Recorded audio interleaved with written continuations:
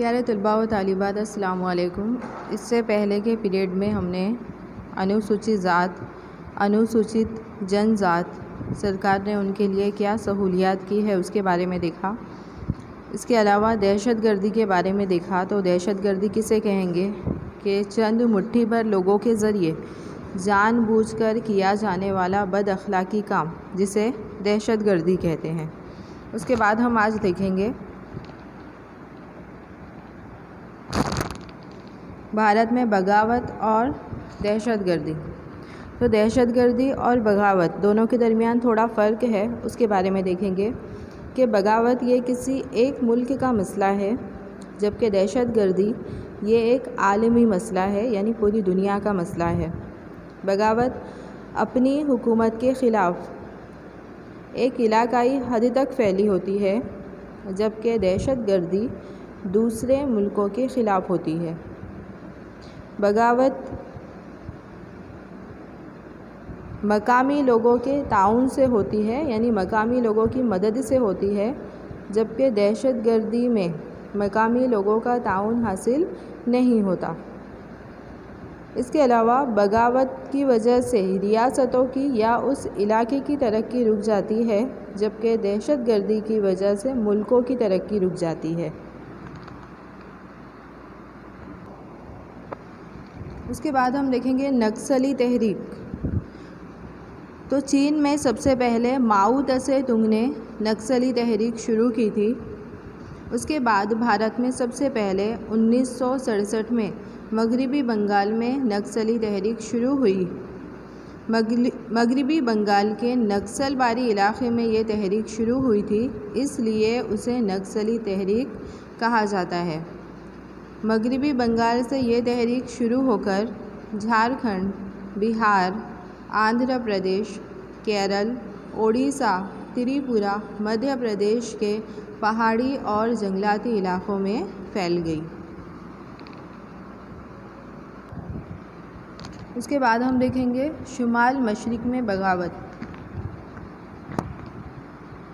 تو بھارت میں آج بھی الگ ریاستوں کی مانگ کے لیے بغاوت چلتی ہے۔ یہاں پر رہنے والے کچھ باشندوں کو، یہاں کے لوگوں کو ایسا لگتا ہے کہ سرکار ان کی ترقی پر دھیان نہیں دے رہی ہے۔ اس لیے کچھ ذاتیں ایسی ہیں کہ جو جنگل اور پہاڑی علاقوں میں رہتے ہیں۔ ان ذاتوں کو ایسا لگتا ہے کہ سرکار ہماری ترقی پر دھیان نہیں دے رہی ہے، نتیجے میں وہ باغی گروپ کے ساتھ مل جاتے ہیں۔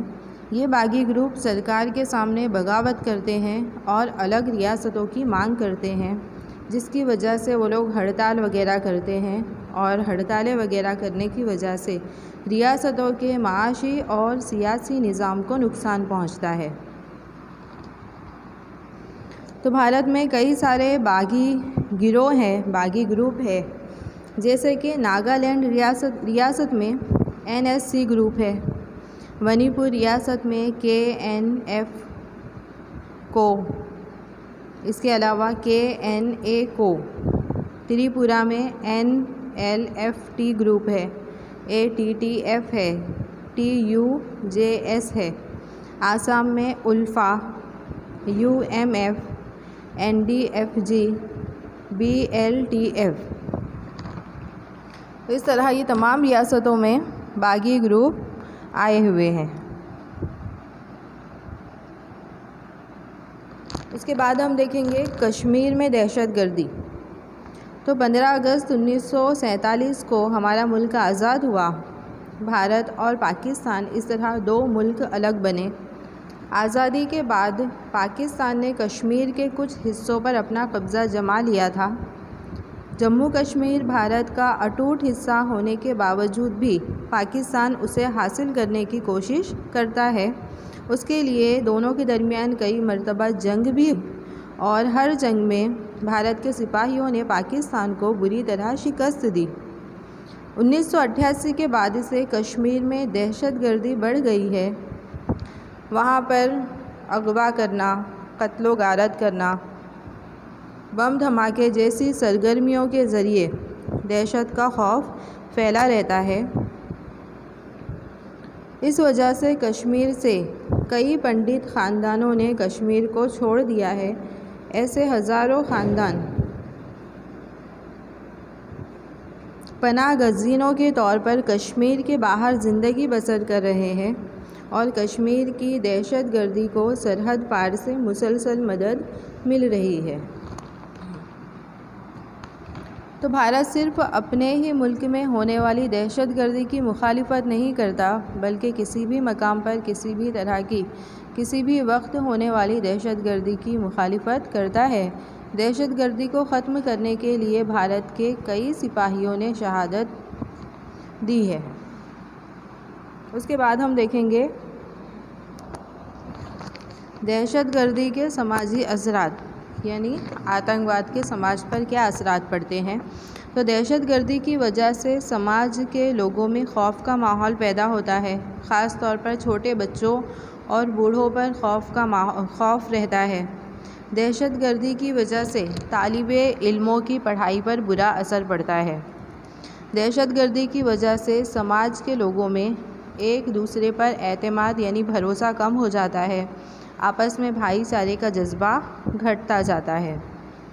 कई बार समाज में फसाद होने की वजह से समाजी निज़ाम दरहम बरहम हो जाता है। समाज में बदनज़मी और बदअमनी पैदा होती है।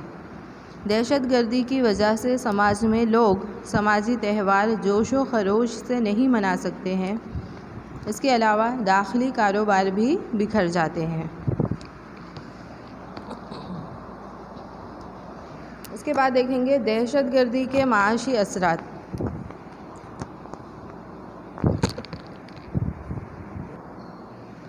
दहशत गर्दी की वजह से सनअत और तिजारत की तरक्की रुक जाती है। सनअत और तिजारत पर ख़राब असर पड़ने से लोगों को दूसरे इलाकों में तिजारत या रोज़गार तलाश करने के लिए जाना पड़ता है। कई मरतबा दहशत गर्द गिरोह जो होते हैं वो सरमायादार यानी जो बड़े बड़े पैसे वाले होते हैं, सनअतकार होते हैं, जो ताजिरान होते हैं, उनको खौफ बताकर रकम वसूल करते हैं। इसके अलावा जो दहशत गर्द गिरोह होते हैं वो रेलवे स्टेशन है, रेडियो स्टेशन है, रास्ते, पुल, सरकारी मिल्कियतों को वो लोग नुकसान पहुंचाते हैं। नतीजे में इन मिल्कियतों को दोबारा कायम करने के लिए करोड़ों रुपयों का खर्च करना पड़ता है। तो सरकार को करोड़ों रुपये खर्च करने पड़ते हैं। नतीजे में जो समाजी तरक्की के दूसरे काम होते हैं वो रुक जाते हैं, कम हो जाते हैं। तो ये सबक यहाँ आपका पूरा होता है।